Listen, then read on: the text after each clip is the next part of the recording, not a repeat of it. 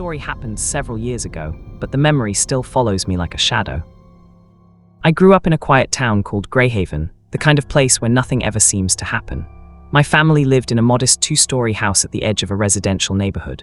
It wasn't old enough to be considered creepy, but it had its quirks: odd noises at night, strange echoes in empty rooms, and a silence that felt heavier when you were alone. For most of my childhood, I shared a bedroom with my older brother, Daniel. The room was small, 2 twin beds, 2 dressers, and barely enough space to walk between them.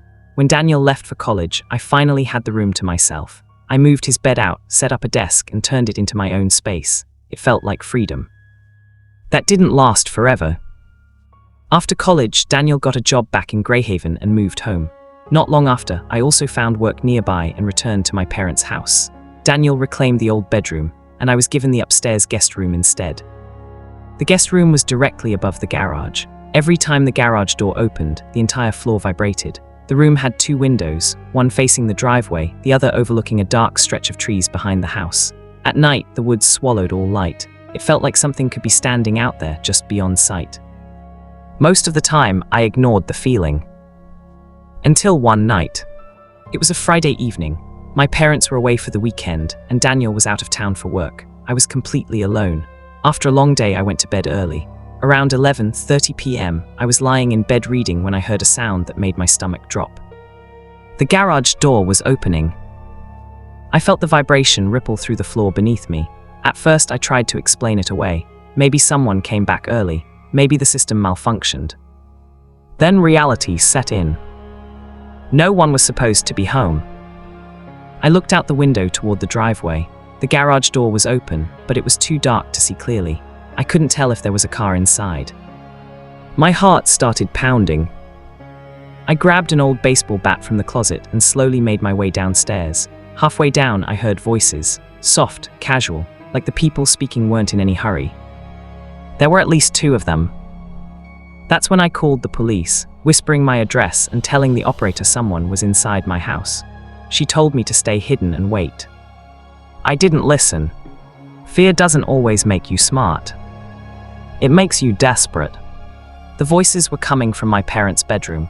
I could hear drawers opening, things being moved. They weren't rushing. They knew they had time. I shouted and rushed into the room, swinging the bat wildly. 2 men turned toward me in shock. I managed to hit one of them in the leg. He went down, yelling.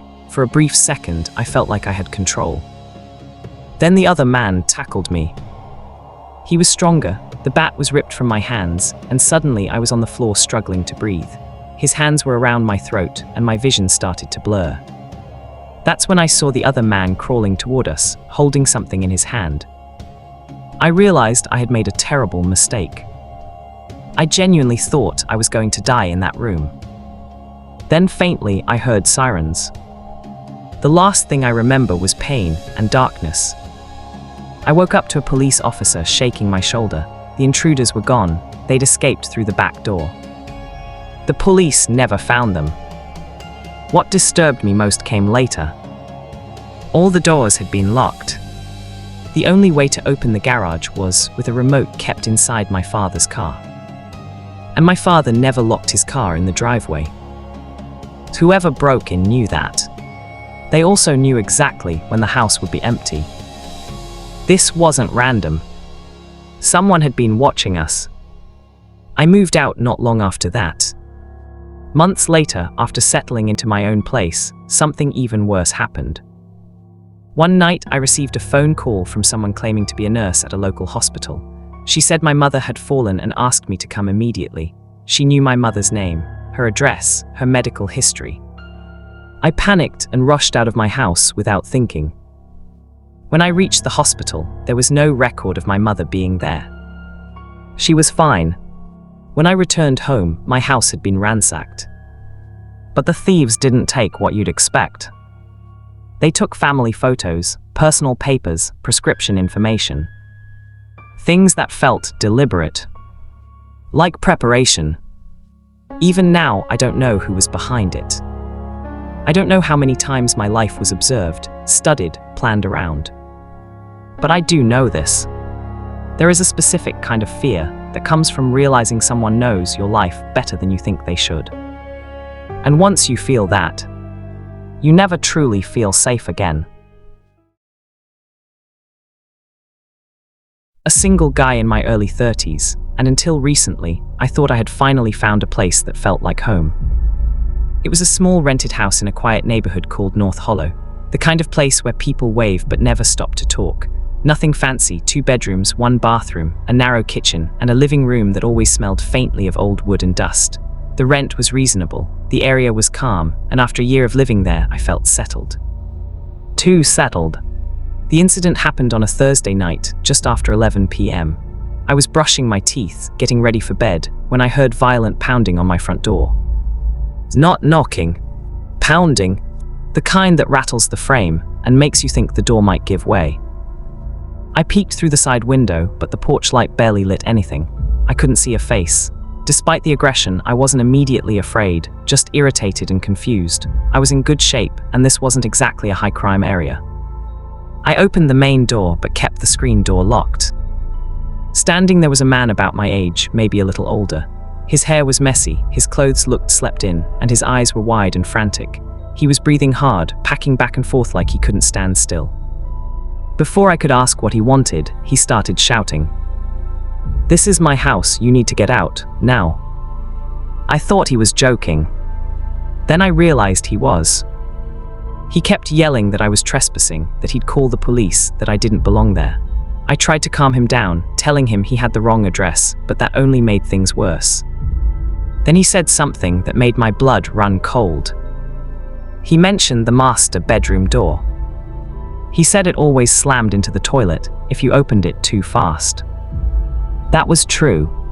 Then he talked about the back door sticking, how you had to lift it slightly to turn the knob. Also true. These weren't guesses. These were details you only knew if you'd lived there. I didn't speak, I just stared at him. That's when he pulled out a folder. Inside were documents, a lease agreement with his name on it, dated 6 months before I moved in, pieces of mail addressed to him at my address. Everything looked disturbingly official. But the worst part came next. He took out his phone and showed me photos. Photos of him inside my house. Sitting on my couch, cooking in my kitchen, lying in my bedroom. There were other people in the pictures too, smiling, relaxed, comfortable. One photo was dated July 4th, showing a small group sitting at the kitchen table with fireworks in the background. I knew for a fact I had been home that night. My mind started betraying me. I actually wondered if I'd lost time, if I'd forgotten something massive about my own life. Nothing felt real. I told him I was calling the police so they could sort it out. The moment I said that, he stopped packing. His face went calm, too calm. "That's fine," he said, "I'll wait outside." And then he walked away. Just disappeared into the darkness. The police arrived 10 minutes later. I told them everything. They listened, but I could tell they didn't fully believe me. They suggested he was having a mental episode and advised me to contact my landlord. Then they left. My landlord was just as confused. He'd owned the house his entire life and had never rented to anyone like that. The previous tenants confirmed the same thing. No one knew who that man was. For 2 weeks, nothing happened. I almost convinced myself it had been some elaborate scam that failed. Then I came home one night to find my house destroyed. Drawers emptied, furniture overturned, closets ripped apart. But here's the part that still haunts me. My TV was still there. My laptop was untouched. My valuables were untouched. It looked like someone had been searching for something specific. The police found no signs of forced entry. Someone had a key. The locks were changed the next day, extra security installed. The landlord apologized over and over. But none of that explained the photos. To this day, I don't know how that man had proof of a life inside my house that never included me. Sometimes, late at night, I still get the feeling that I'm not alone. Like I'm living in someone else's memory. Or worse, someone else's home. I never believed in paranoia until it started answering my phone. I work night shifts, have been for years. My schedule is irregular, unpredictable, and something I rarely share with anyone outside of work. That's why what happens still terrifies me. I live alone in a mid-sized apartment complex on the edge of a city called Redwood Point. It's not a bad area, just quiet enough to feel safe, and just busy enough that people don't ask questions. I chose it for that exact reason. For the first 8 months, nothing strange happened. Then the calls started. The first one came on a Tuesday night at 9:17 p.m. I remember because I checked the clock when my phone rang. Unknown number. I almost ignored it, but something made me answer. A man's voice spoke calmly. "Hey, you just left work, right?" I froze.